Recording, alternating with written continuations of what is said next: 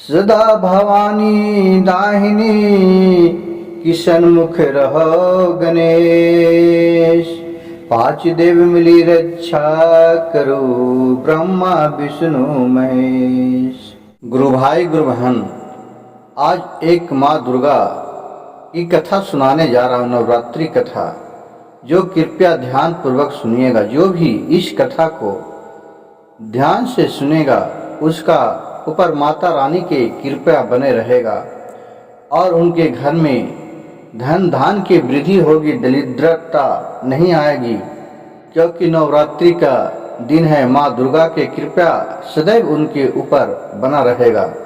इसलिए कहानी को ध्यान पूर्वक सुनिए गुरु भाई गुरु बहन।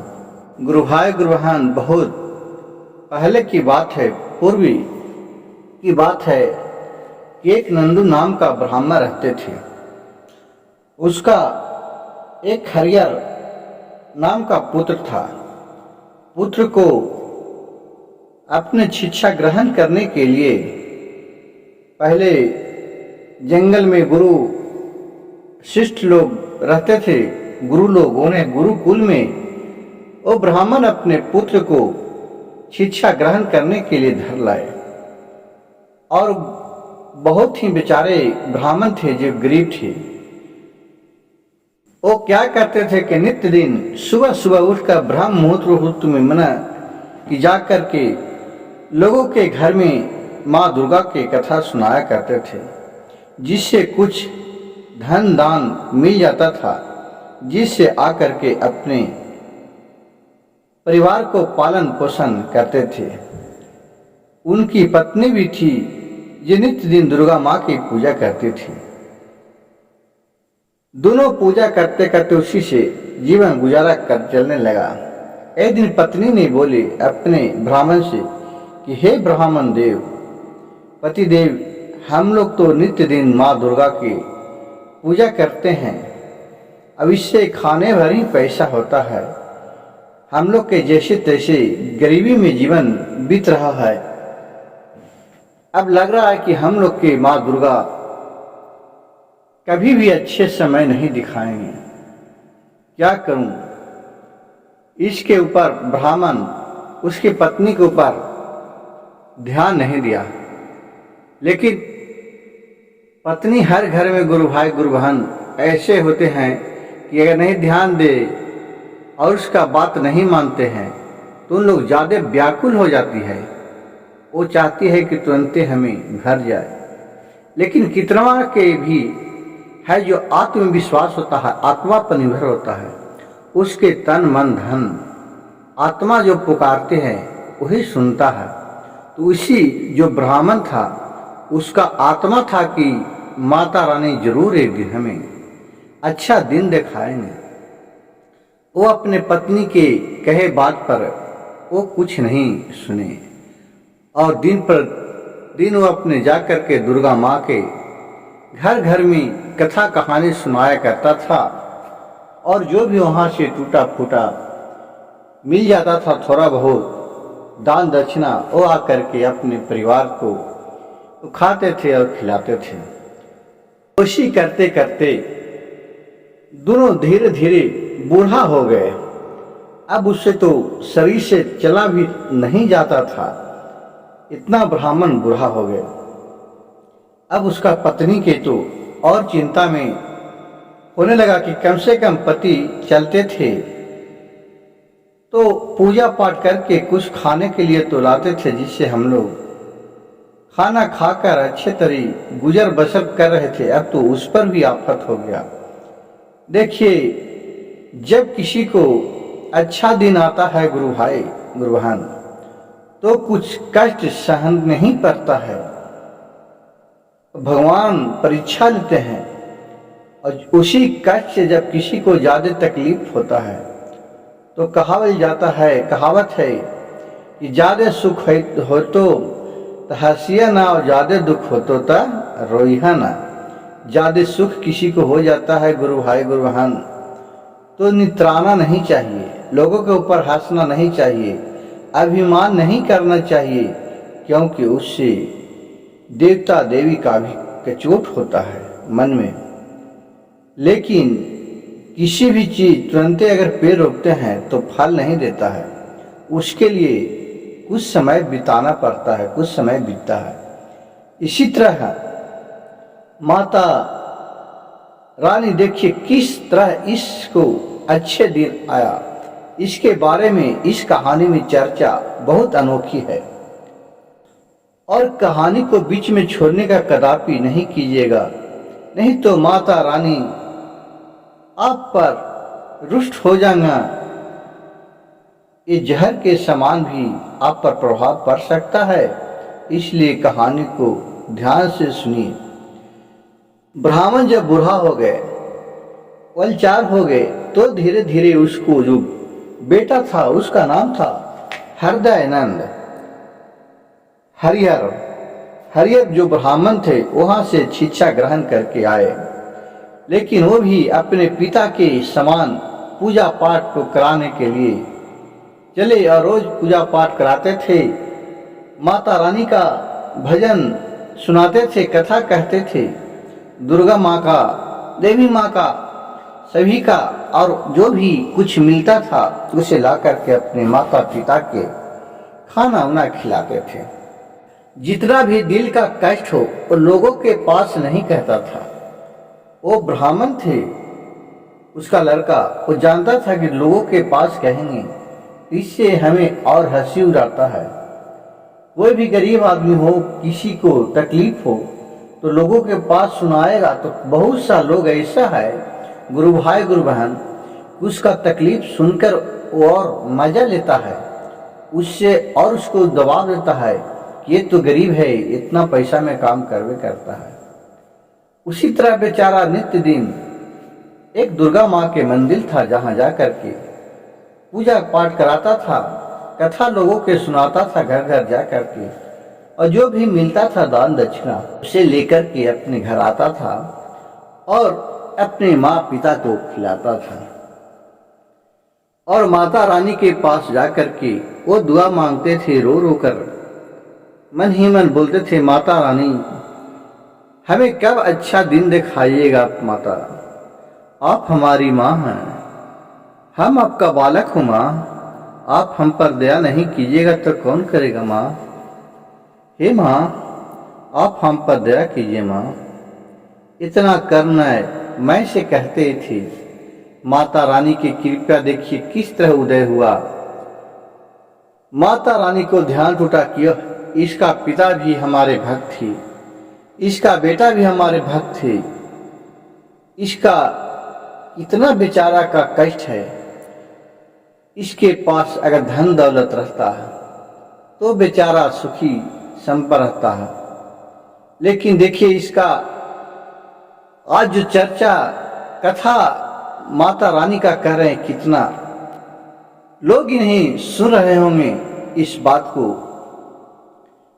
जब वहां से फिर माता रानी जो वैष्णो देवी थी, दुर्गा माँ, वो गए विष्णु के पास, विष्णु लोग, और बोले, विष्णु भगवान देख करके माता दुर्गा से बोले कि हे दुर्गा, हमारे नगर में आने के लिए आपको स्वागत है। स्वागत किए, बैठे, और माता रानी से विष्णु भगवान बोले कि क्या बात है, तुम तो बहुत चिंतित लग रहे हैं।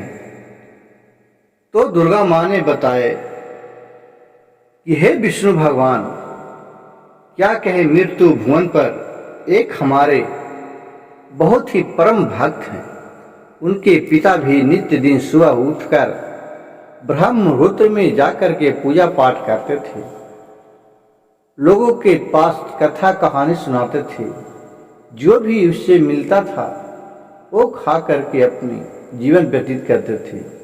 लेकिन वो तो बूढ़ा हो चले, उनसे कुछ होता नहीं है।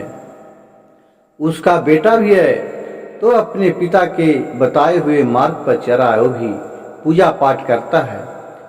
अब इसका कब तक कष्ट झेलना पड़ेगा प्रभु, इसे तो अच्छा दिन दिखाइए। तो विष्णु ने बोले कि माता रानी, अब इसका अच्छा दिन आने का समय आ गया है। जो व्यक्ति जितना कुकर्म करता है, जितना पाप करता है, उसका पूर्वज भी अगर वो अच्छा कर्म किया है तो जो पूर्वज लोग बुराई करते हैं उसका असर उस पर पड़ता है, जिसे पितृदोष कहते हैं।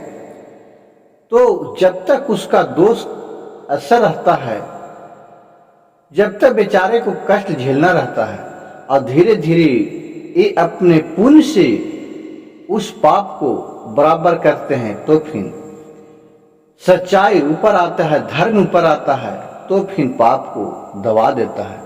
अब उसका जो भी कष्ट उसका पूर्वज किया था, झूठ बोला था, पाप किया था, झूठ बोल के दान दक्षिणा लिया था, उसके पूर्वज था जो बहुत लोग था, पूजा पाठ कराने में लोग को बहुत ज्यादा डिमांड करता था, लेकिन उतना ज्ञानी था, उससे लोग देता था, उसी का आज गुनाह इसके ऊपर पड़ा हुआ है। देखिए फिर माता रानी और विष्णु जी कहें कि ठीक है, अब वहां से इसका दोनों का खत्म हो गया है, जो भी पाप हुआ है अब इसका अच्छा दिन आने वाला है। कहे कि दुर्गा माँ बोली विष्णु से कि भगवान तो चलिए, उनका हम दोनों चलिए। फिर गुरु भाई गुरु बहन देखिए, दुर्गा माँ और विष्णु जी थे, दोनों बूढ़ा का रूप धरे और फिर वहां से इसके ब्राह्मण के घर आ गए। जब ब्राह्मण का बेटा वहां पूजा कराने के लिए गया था, घर में बूढ़े और बूढ़ी ब्राह्मण दोनों थे, केवारी ढुकाए, दोनों बूढ़ा के रूप में माता रानी और विष्णु जी गए। कहे कोई है अंदर? वहां से अंदर से ब्राह्मण आए, केवारी खोले, कहे कि हाँ आ रहे, आए खोले, देख रहे हैं कि दो ऋषि मुनि खड़ा है दरवाजे पर। कहे कि कुछ खाने के लिए मिलेगा, हमें बहुत कष्ट के भूख लगे हैं। देखिए माता रानी और विष्णु जी दोनों परीक्षा ले रहे हैं, उनके घर पर पहुंच गए। अब ब्राह्मण सकदम में पड़ गया कि हम तो बेटा एक कमाता है, हम दोनों खाते हैं और दो और आ गए हैं, तो कैसे काम चलेगा। लेकिन जो दरवाजे पर आए हुए अतिथिगण हैं, ऋषि मुनि हैं, इनको सत्कार करना मेरा काम है। अगर इन्हें सत्कार नहीं करते हैं तो हमें बहुत भारी पाप लगेगा। दोनों ब्राह्मण को, ऋषि मुनि को, जो माँ दुर्गा और विष्णु थी, वो दोनों के अपने घर ले गए। और जो भी घर में था, किसी के घर में तो बोरा बोरी रहवे करता है गुरु भाई गुरु बहन, तो बोरा के दोनों को आसन लगाए, क्योंकि बेचारा बहुत गरीब था, उसके घर में कोई कुर्सी टेबल तो था नहीं। लगाए, दोनों के पानी दिए और बोले प्रभु आप हमारे घर पधारे हैं, आप लोग को तो हम रख सकते हैं, लेकिन जो भी प्रभु खाएंगे हम वही खिलाएंगे, क्योंकि हमारे एक बेटा है, वो हम लोग को कमा के आता है, तो दोनों परिवार को पालन पोषण होता है। और हम लोग 3 प्राणी हैं, अब आप तो 2 प्राणी हैं, तो हम लोग ऐसा करेंगे ऋषिवर कि एक ही सांझ खा करके 5 लोग रह लेंगे और बाकी एक सांझ उपवास रहेंगे।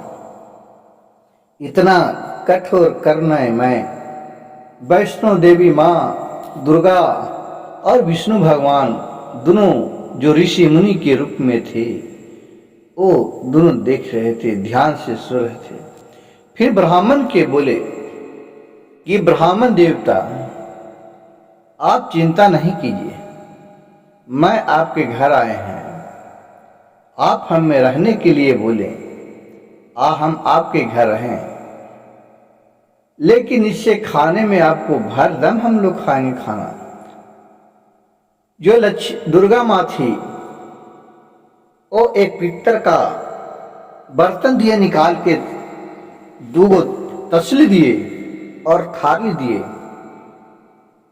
अपने झोला में से निकाल के छोटा छोटा बोले कि लो, इसमें तो खाना पकाना, जितना इच्छा भर के खाना, क्योंकि पित्तर के बर्तन में खाना छठ पर्व में कोई शुभ दिन में बनता है, इससे देवता देवी का वास होता है, पूजा पाठ होता है। आप ब्राह्मण हो, इसमें खाना बनाए, आपको धन धान सदा वैभव भरे रहेगा, क्योंकि हुआ तो साक्षात माता दुर्गे और माँ विष्णु थी।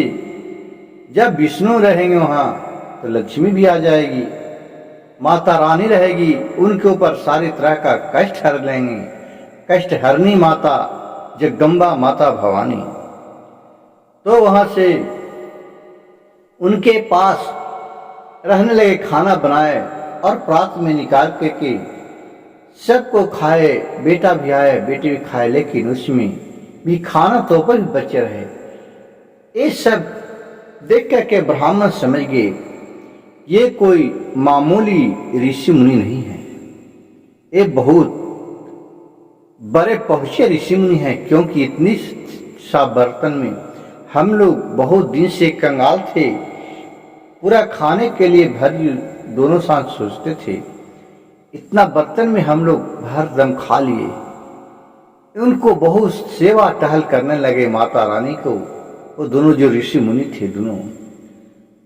तो उसका बेटा हरियर आया तो बोला कि हरियर बाबू, अब रहते रहते देखिए उस घर में कोई भी परिवार रहता है, आता है नया, चाहे वो कोई अनजान हो, तो धीरे धीरे आपसी परिवार बन जाता है। उसी तरह माता रानी और विष्णु जी दोनों ब्राह्मण को परिवार बन गए। अब दोनों पूरा हिल मिल गए। कुछ दिन हुआ तो वहां रहते रहते 2-4 दिन, तो ब्राह्मण के लड़के से ये बोले विष्णु जी कि तुम कहाँ जाते हैं रोज पूजा पाठ करने के लिए, तनी हमें बताएगा। तो हरियर बोला कि हाँ ऋषिवर, क्यों नहीं बताएंगे, हम जाते हैं एक मंदिर में, वहाँ माता रानी दुर्गा माँ की कथा सुनाते हैं, फिर वहाँ से छूटते हैं। तो एक गांव का सेठ है राजा, उसके यहाँ जाता हूँ, उसका एक बेटी है, उसको मैं माता रानी के नित्य दिन कथा कहानी सुनाते हैं, जिससे मिल जाता है खाने पीने के लिए दान दक्षिणा, उसे हम लोग खा करके और अपने माँ पिता को पालन पोषण करते हैं। तो कहे दुर्गा माता जो ऋषि के रूप में थे कि भोला, आज तुम जाना तो उससे पूछना कि तुम किस कारण, किस बस दुर्गा माँ की कथा सुनती है, तुम्हें क्या चाहिए, तुम मन में क्या रखी है, आत्मा में क्या माता रानी से मांगती है जो कि कथा सुनते हैं। तो हरियर ब्राह्मण कहे कि ठीक है ऋषिवर, मैं पूछूंगा रानी से। अब रानी के बेटी को दूसरे दिन कथा सुनाने गए तो रानी के बेटी से पूछे कि हे रानी, हे रूपवती, आप माता रानी का कथा सुनते हैं, किस व्यू से सुनते हैं, आपका मन में क्या रखे हैं, क्या मांगते हैं माता रानी से। तो बोले राजा की लड़की कि हे ब्राह्मण, हम इसलिए माता रानी की कथा सुन रहे हैं कि माता हमें ऐसा वर दे, ऐसा वर दे कि जो बहुत ही अच्छे हो, सुंदर हो, सुशील हो, उसमें हर एक प्रकार का गुण भरा हो। हमारे दरवाजे पर बाराती ऐसा आए कि जैसे नगर के लोग देखते रह जाएं, मैं ऐसा माता रानी से मांग रहा हूं। उतने फिर आकर के ब्राह्मण ये ऋषि मुनि को बोले कि ऋषि मुनि, वो राजा की लड़की इस तरह से बात बोली। फिर मुनिवर बोले कि ठीक है, तुम फिर जाना कथा सुनाने के लिए, और फिर अगले दिन तो फिर इस प्रश्न को दोहराना, और जब वो कहेंगे कि हमें ऐसा वर चाहिए तो बोलना कि इस नगर में तुम्हारे लायक हम ही एक वर हूं, इतना बोल करके तू चले आना।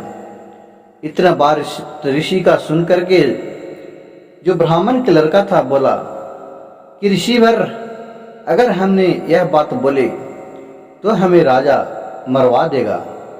एक तो उसी को दान देला के बाद दान दक्षिणा से मेरा घर चलता है, कहाँ वो राजा, कहाँ मैं एक गरीब।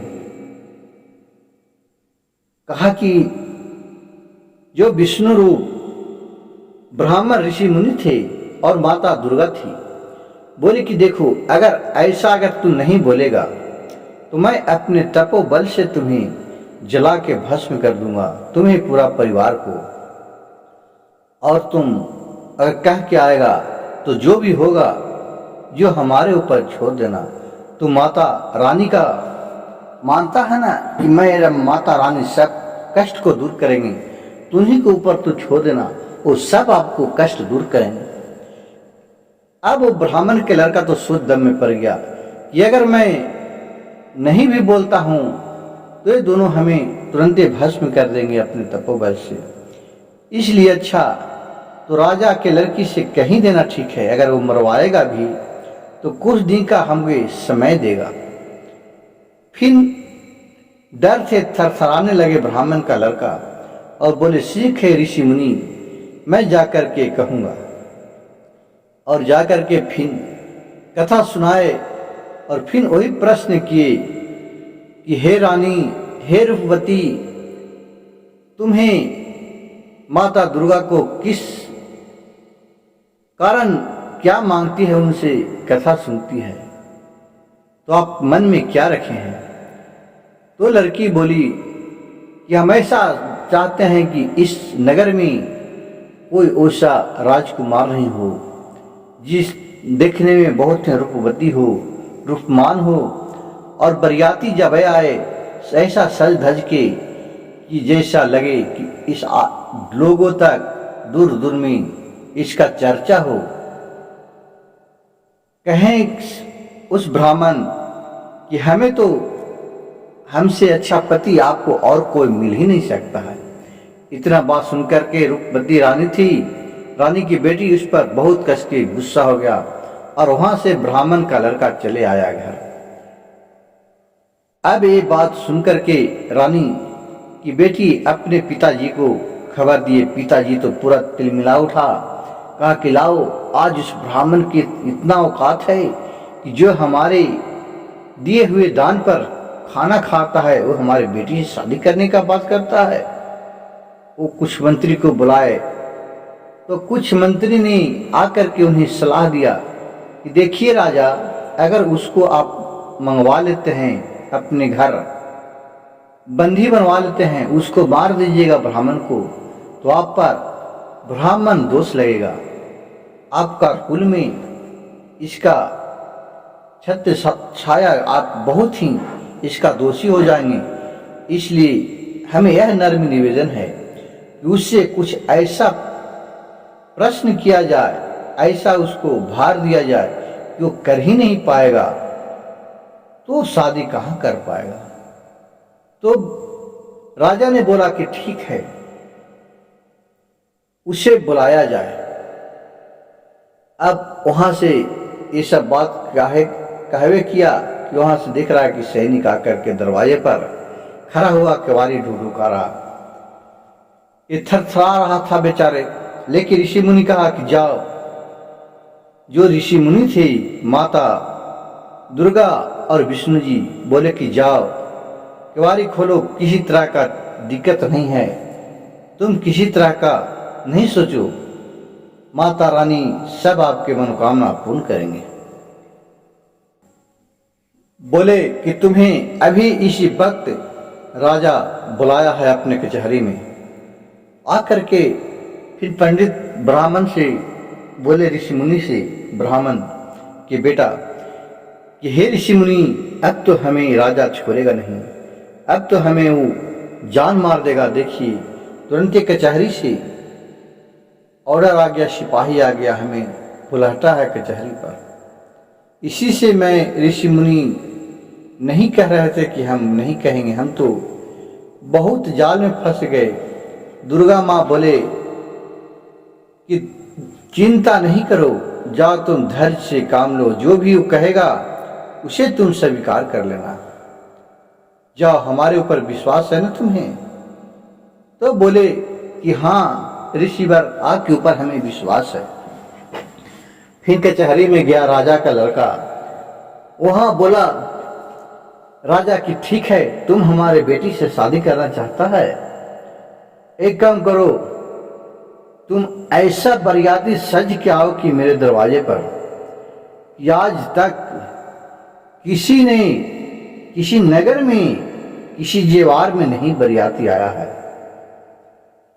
कहें कि ठीक है राजा साहब, आपका हम मान रखते हैं, आप हमें दिन दे दीजिए, उसी दिन मैं बरियाती लेकर के आऊँगा। कहे कि ठीक है, दिन दे दिया। बोला कि अगर नहीं आएगा तो उसके बाद तुम्हारे पूरे परिवार को मैं बीच रोड में लटकाकर फांसी दवा दूंगा। कहे राजा ब्राह्मण की ठीक है। वहां से कह करके चले आए, डी ठिकाना सब बैठ गया। अब वहां बरियाती जाने के लिए गुरु भाई गुरु बहन, ब्राह्मण सबसे बोल रहा है, गांव घर टोला टाटी परिवार से, तो सब सुना कि शादी कहाँ किया, तो बोला कि राजा की लड़की से शादी करने जाना है। अब बरियाती जाने के लिए तो कोई तैयार नहीं हो। कहा कि एक तो ये मूर्ख है, ये खुद मरेगा और हम लोग क्यों मरवाएगा, इसका कौन जाएगा बरियाती, नहीं, इसका बरियाती हम लोग नहीं जाएंगे। सब मना कर दिया। इससे और उसका चिंता बढ़ गया। फिर ऋषिवर से बोले ब्राह्मण कि हे ऋषिवर, कोई भी आदमी बरियाती जाने के लिए नहीं कर रहा है। तो जी ऋषि रूप में, महर्षि रूप में माता रानी और विष्णु भगवान थे। बोले कि बस तू चिंता मत करो, तू माता रानी पर ध्यान रखो और विष्णु भगवान पर, तुम्हें सारी मनोकामना पूर्ण हो जाएगा। ठीक है, हम बरियाती का प्रबंध कर देते हैं, हम अपने ऋषि मुनि को बुला लेते हैं और भी हम लोग बरियाती चलेंगे।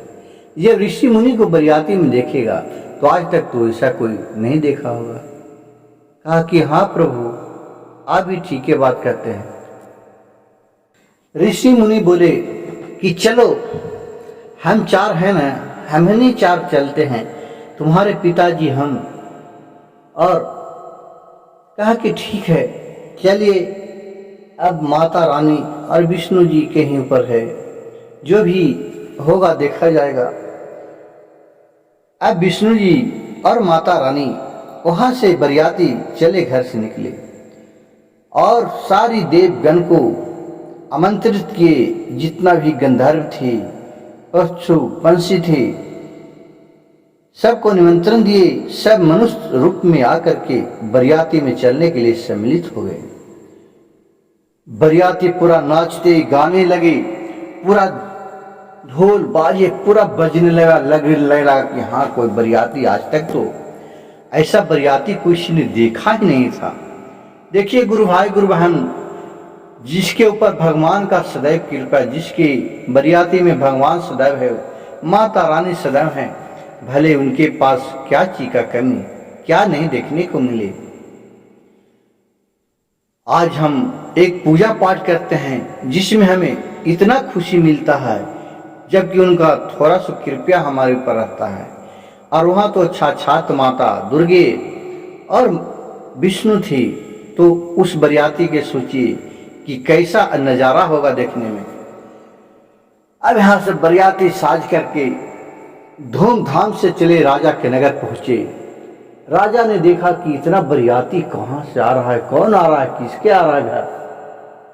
तो वहां अपने एक सैनिक को भेजा कि जाकर के देखो तो बरियाती कहाँ जा रहा है, ये तो बहुत बड़ा बरियाती लग रहा है। वहां जाकर के राजा का सैनिक पता लगाया तो वहां पता चला कि मैं तो राजे के दरबार में जा रहा हूँ, राजा की लड़की से, ब्राह्मण को लड़का का शादी करना है, वहीं जा रहा हूं।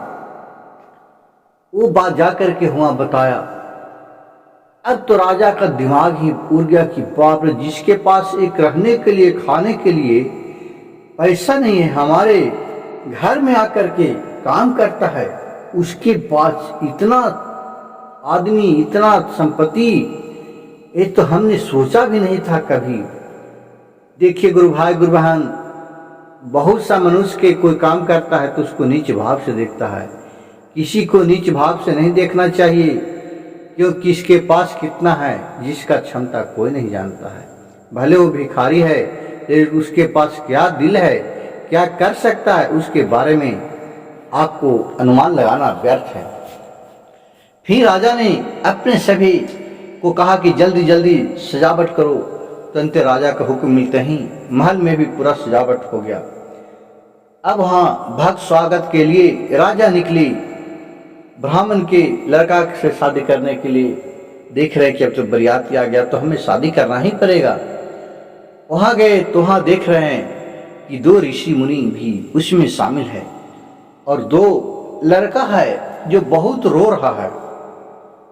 तो राजा बोला कि हे मुनिवर, ये दोनों बालक क्यों रो रहा है। तो दोनों मुनि थे, माता रानी, माँ दुर्गा और विष्णु। वो बोले, हे राजन, ये दोनों बहुत भूखा है, ये दोनों के कम से कम खाना खिला देते तो अच्छा रहता। राजा बोले, ठीक है भेजो, भेजिए मुनिवर, उसे खाना खिला देते हैं। वो दोनों के खाने के लिए अपने नौकर से बोला और वहां मंत्री खाने के लिए लोग दोनों को ले गया। अब वो दोनों जितना भी उसके अंदर खाना बना हुआ था वो सारी खाना खा गए। उसके बाद भी रोने लगा कि हमें और चाहिए, और चाहिए। वहां चना भी रखा था, सब चना भी खा गया, सूखे चना। तो ये कहे कि आओ, हमको भूख लगल है। भंडार में जितना चावल था उसके राजा के पास वो चावल सभी खा गया। देखिए, पेट तनी गो, लेकिन खेत कितना बड़ा बना दिया। वो सभी खा गया ऐसे बिना बनाए हुए। फिर भी रोते रहे कि हमें भूख लगल है, हमें भूख लगल है, हमें और खाना चाहिए। इतना आश्चर्य में देख करके वो समझ गया मंत्री कि एक कोई बालक नहीं है, ये लग रहा है कि साक्षात माता रानी और कोई देवता हैं, इसमें कोई देव हैं। वो जाकर के सारी कहानी राजा से बताए। राजा तो बात सुनकर के पसीने पसीने टप टप चूने लगा कि हमने तो क्या सोचा था, यहाँ क्या हो गया। हमने तो इस ब्राह्मण को एक तुच्छ समझा था, इनके ऊपर तो सदैव माता रानी का साक्षात कृपा है। ये कोई जो ऋषि मुनि हैं, कोई साधारण आदमी नहीं है, ये सदैव भगवान है।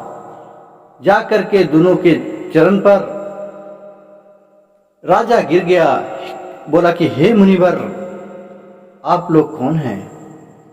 आप हमें दर्शन दीजिए, हमसे जो गलती हो वो क्षमा कीजिए, हमारे अंदर बहुत अभिमान हो गया था। तो ऋषि मुनि बर बोले कि हम लोग कौन है, हम तो एक साधारण ऋषि हैं। कहा कि नहीं, आप प्रभु ऋषि नहीं हैं, आप सदैव भगवान हैं, आप हमें दर्शन दीजिए, क्या गलती और जो भी गलती हुआ वो क्षमा कीजिए। फिर विष्णु अपने रूप में आ जाते हैं और माता रानी अपने रूप में आ जाती है। ये दोनों को देख करके इनके चरण पर गिर पड़ते हैं और कहते, हे माता रानी, हमें जो भी गलती हुआ वो क्षमा कीजिएगा। हे विष्णु भगवान, जो भी गलती हुआ क्षमा कीजिएगा। मैं तो अहोभाग्य हूं कि इस ब्राह्मण के लड़के से हमने अपने बेटी को शादी करने के लिए कहे, जिनके घर में साक्षात भगवान हो, भला उनके यहाँ कौन नहीं जाते हैं। जिसके घर में माता रानी साक्षात हो, उनके यहाँ कौन नहीं जाएगी। और अपने बेटी को फिर ऋषि मुनि थे जो विष्णु और ये माता रानी बोले कि जा, तुम्हारे जो भी वैभव में खाना खाया है सब तुम्हें वहाँ वापस मिलेगा, जाओ और पूरा नियम धर्म से पूजा पाठ धूमधाम से करो। इतना जितना भी यहाँ देख रहा है, हम लोग के बरियाती में सब देवता लोग हैं, कोई मनुष्य नहीं है, मनुष्य रूप में हूँ। इतना बात बताए राजा ने मन ही मन कहा कि हे माता रानी, हमने तो हो भाग प्राप्त किया कि जो हमारे महल में सभी देवता देवी गंधर्व भी राजा आए और वहाँ पंडित भी और ब्राह्मण भी दोनों साक्षात दे करके दोनों को चरण पर गिर पड़े कि हे माता रानी, हमने तो आप लोग को एक साधारण सा मुनिवर समझे, आप लोग तो महान हैं। हमारे घर में सदैव भगवान विराजमान है, लेकिन हमें खुद ही नहीं पता चलता है। तो कहावत में है गुरु भाई गुरु बहन, देखिए जो दिया जलता है उसके दिया जलता है, लोग को रोशनी देता है, लेकिन उसको नीचा ही अंधार रहता है। उसी तरह उनके पास भगवान थे, साक्षात माता रानी थी, लेकिन उनको पता नहीं था। देखिए उनके पूर्व जन्म का पुण्य और वो दोनों पुण्य किया, उसका एक परिणाम हुआ। और फिर राजा अपने बेटी को शादी विवाह हंसी हंसी कर दिए और अपनी बेटी को और दामाद को वहां से विदागी दे दिए। विष्णु ने कर्मा भगवान से बोले कि जाओ इस ब्राह्मण को ऐसा भव्य महल बनाओ कि जो देखने में लगे राजा से 4 गुना अच्छा हो। आज्ञा सुनते ही कर्मा भगवान वहां से आए और इन्हें जो झोपड़ी था उसे महल में परिवर्तन कर दिए। वहां से जब ब्राह्मण आए विदागी करके अपने साथ लेकर के, तो यहाँ झोपड़ी देख रहे थे, झोपड़ी की जगह पर पूरा महल है आलीशान बना। तो कहे कि हे मुनिवर, हम कहाँ जाएं, ये तो हमारा घर नहीं है। तो माता रानी और विष्णु बोले कि ये तुम्हारा ही घर है, तुम्हारा ही महल है। अब तुम्हारे दुख का समय खत्म हो गया और सुख का समय आ गया। तुम्हारे माता रानी की कृपा तुम्हारे ऊपर अचूक है। माता रानी के कहने पर ही सब हुआ। तुमने तुम्हारे पिता और तुमने बहुत ही माता दुर्गा जगदम्बा की कथा सुनाया, लोग सुने। गुरु भाई गुरु बहन, जिस तरह से इस कथा को अंत तक कोई भी सुनेगा उसे धन धान से कमी न होगी, माता रानी की कृपा बना रहेगा। जिस तरह माता रानी इनके ऊपर दया किए, उसी एक कथा सुनाने वाले और कथा सुनने वाले सभी पर माता रानी का कृपा बना रहे, यही हमें माता रानी से नर्म निवेदन है। गुरु भाई गुरु बहन, और मेरी कथा कहानी अच्छा लगे तो कृपया मेरे चैनल को एक लाइक सब्सक्राइब शेयर जरूर कीजिएगा। हर हर महादेव, घर घर महादेव।